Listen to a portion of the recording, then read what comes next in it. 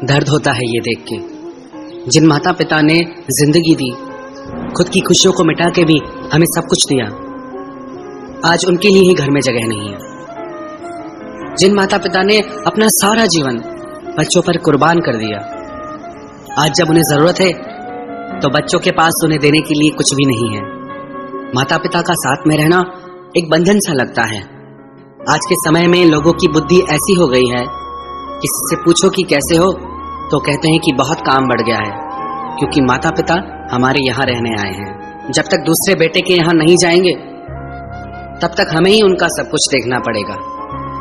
अपनी भाषा को बदलिए और कहिए हम अपने माता पिता के साथ रहते हैं, और हमें इस बात का गर्व है हमारे माता पिता हमें अपने साथ में रखते हैं। घर के असली मालिक तो हमारे माता पिता हैं। उसे जरूरत नहीं पूजा और पाठ की, जिसने पूजा की अपने माँ बाप की। हमारी संस्कृति में, हमारे वेदों में भगवान से भी पहले माता पिता का स्थान बताया गया। सबसे पहले मातृदेवो भव पितृदेवो भव। माता पिता प्रथम पूजनीय है। कभी भी जिंदगी में अपनी सफलताओं का रौब अपने माता पिता को मत दिखाना, क्योंकि उन्होंने अपनी जिंदगी हार के आपको जिताया है। जिस माँ बाप ने हमें बोलना सिखाया, आज हम उन्हें ही चुप करा देते हैं। माता पिता के ऋण से कभी कोई अऋणी नहीं हो सकता। हमारा वजूद ही उनकी वजह से है। संसार की सारी संपत्ति देके भी वजूद को नहीं खरीदा जा सकता, जिंदगी को नहीं खरीदा जा सकता। कई लोग कहते हैं कि हमारे माता पिता हमारे लिए कुछ नहीं छोड़ के गए। कई लोग तो इतने मंदमती होते हैं जो कहते हैं कि माता पिता ने जायदाद में हिस्सा ही नहीं दिया, कुछ नहीं छोड़ के गए मेरे लिए। क्या आपको पता नहीं आपके माता पिता क्या छोड़ के गए? आपकी जिंदगी, आपका होना, जो आज आप खड़े हैं, वो छोड़ के गए हैं। जिसके होने से मैं खुद को मुकम्मल जानता हूं, मेरे रब से पहले मैं अपने माँ बाप को मानता हूं। याद रखना, जिस दिन आपकी वजह से आपके माता पिता की आंखों में आंसू आ गए, आपके किए गए सारे पुण्य, सारे धर्म कर्म सब उनके आंसुओं के साथ बह जाएंगे। जो लोग अपने माता पिता को रुलाते हैं, उनकी पूजा भगवान कभी नहीं स्वीकार करते। घर के देवता को रुला के मंदिर के देवता को राजी करने से क्या फायदा? और याद रखना, जो कुछ भी आप अपने माता पिता के साथ करोगे, वही आपके बच्चे आपके साथ करेंगे। दुनिया गोल है, जहां से घूमना शुरू होती है वहीं आके रुकती है। एक बार अपने माता पिता से उनके बेटे ने कहा, मैं अपनी बीवी और बच्चों के साथ बाहर पार्टी में जा रहा हूं, मैं तो वहीं खा के आऊंगा। आप एक काम करना, पास में गुरुद्वारा है, आप वहीं से ही लंगर खा के आ जाना। जब वो घर से निकले तो रास्ते में उस लड़के के बेटे ने अपने पिता से पूछा, जब आप भविष्य में बड़ा घर लोगे तो गुरुद्वारे के पास में लेना। पिता ने पूछा, ऐसा क्यों? गुरुद्वारे के पास में घर क्यों चाहिए? तो उसका बेटा बोला, जैसे आज आप दादा दादी को गुरुद्वारे में लंगर खाने के लिए कह के आए, जब बड़ा होके मैं पार्टी में जाऊंगा तो आपको भी तो लंगर में जाना पड़ेगा ना। अपने बेटे की ऐसी बात सुन के वो होश में आ गया। उसी समय अपने घर लौट के आया और अपने माता पिता से माफी मांगी। तो जो भी आप अपने माता पिता के साथ करोगे, आपके बच्चे आपके साथ करेंगे। एक पिता अपने पुत्र से बहुत प्यार करता था। उनकी पत्नी मर चुकी थी, तो उन्होंने अपने पुत्र को पाल पोस के बड़ा किया। रोज जंगल से लकड़ियां काट के लाते, रोज वो लकड़ियां बेचते, अपने बच्चे का पेट भरते। वो अपने बेटे को बहुत समझाते कि बेटा कुछ काम करो, अपने पैरों पे खड़े हो जाओ, कुछ सीख जाओ, मैं कब तक तुम्हारे साथ रहूंगा। पर वो अपने पिता की एक बात नहीं मानता था। और एक दिन ऐसा आया जब उस लड़के के पिता वृद्ध हो गए, असहाय हो गए, तो वो काम नहीं कर पाते थे, बीमार रहने लगे। जब उनके बेटे ने देखा कि मेरे पिता अब मुझे कमा के खिला नहीं सकते, तो उनकी क्या जरूरत है, उसने सोचा मैं खुद का ख्याल नहीं रख सकता तो अपने पिता को कैसे संभालूंगा। उसने एक योजना बनाई। वो बाजार गया और एक ताबूत बनवा के लाया।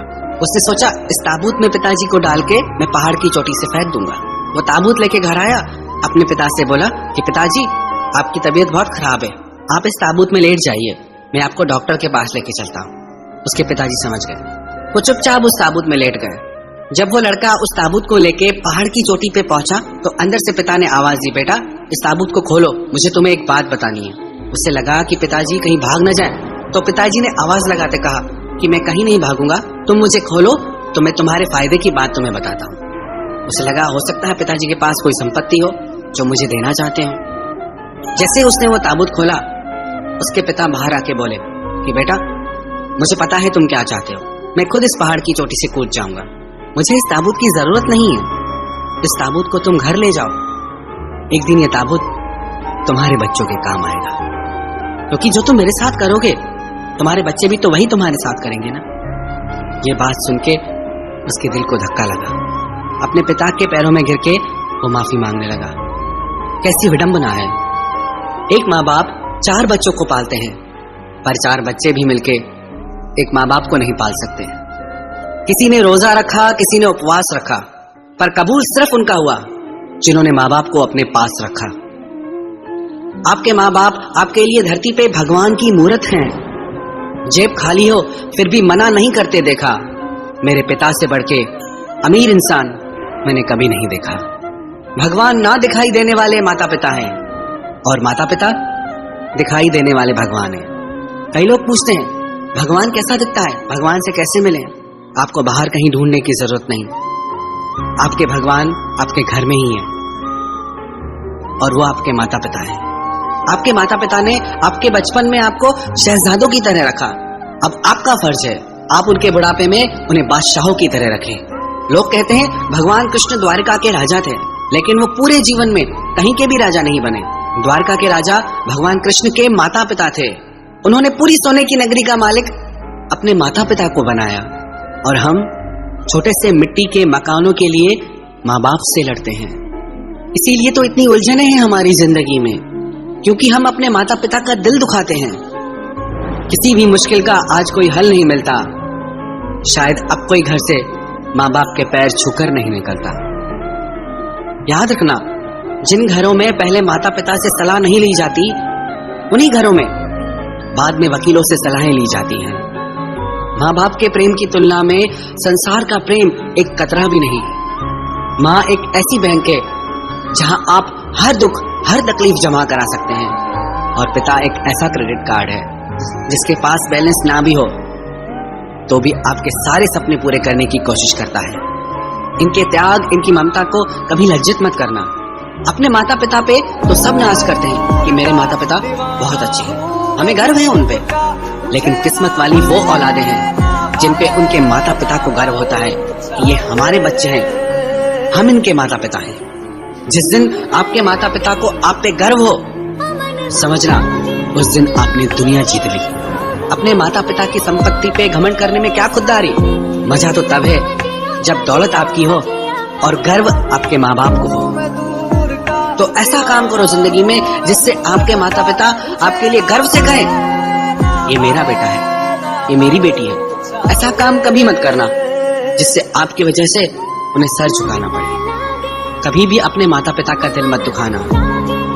नसीब वाले होते हैं वो लोग जिनके सर पर हमेशा माता पिता का हाथ रहता है। एक लड़की की माँ पढ़ी लिखी नहीं थी, स्कूल में उसे सब चिढ़ाते थे कि तेरी माँ अनपढ़ है, पर उसकी माँ अपनी बेटी के लिए घर घर में काम करती, दिन रात मेहनत करती कि मेरी बच्ची अच्छे से अच्छी पढ़ाई कर सके। बहुत ज्यादा काम करने की वजह से कमजोर भी रहती। एक दिन उसका रिजल्ट आया, उसने घर आके बताया कि मेरे क्लास में सबसे अच्छे मार्क्स आए हैं, मैं टॉपर हूँ क्लास की।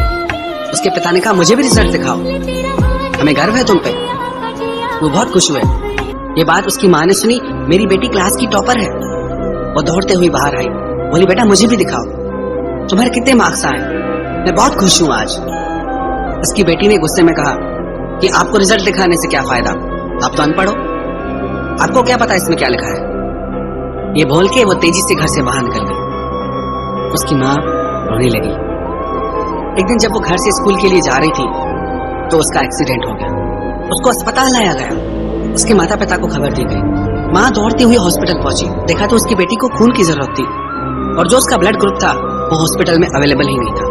अपनी माँ से उसका खून मैच हो गया, उसकी माँ का खून उसकी बेटी को चढ़ाया गया। कुछ टेक्निकल एरर के कारण, तकनीकी समस्या के कारण उसकी माँ का बहुत ज्यादा खून उसकी बेटी को चढ़ा दिया गया, जिसकी वजह से उसकी माँ ने दम तोड़ दिया।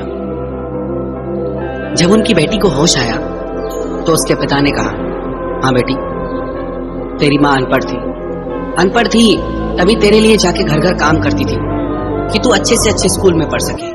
अनपढ़ थी इसलिए सिर्फ तेरे ही कमरे में एसी लगवाया कि तू शांति से पढ़ सके। अनपढ़ थी इसलिए तुझे खून दिया ये जानते हुए भी कि उसे खून की कमी है। अनपढ़ थी इसलिए तुझे अनाथ आश्रम से लेके आए और तुझे कभी एहसास भी नहीं होने दिया कि तू उसकी बेटी नहीं। जब उस लड़की को पता चला कि ये मेरे असली माँ बाप नहीं है तो फूट फूट के रोने लगी।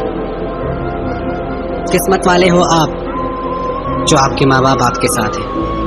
आज से कुछ वर्ष पूर्व इसी नवंबर के महीने में हमारी माता जी की आत्मा उनके शरीर से अलग हो गई। पिताजी उनसे भी पहले भगवान के पास जा चुके हैं। ये वीडियो मैं अपने माता पिता के चरणों में श्रद्धांजलि के रूप में समर्पित करता हूँ।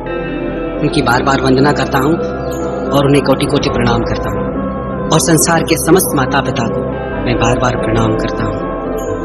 I love you mom, I love you dad. आपका प्यार, आपकी यादें हमेशा मेरे दिल में रहेगा।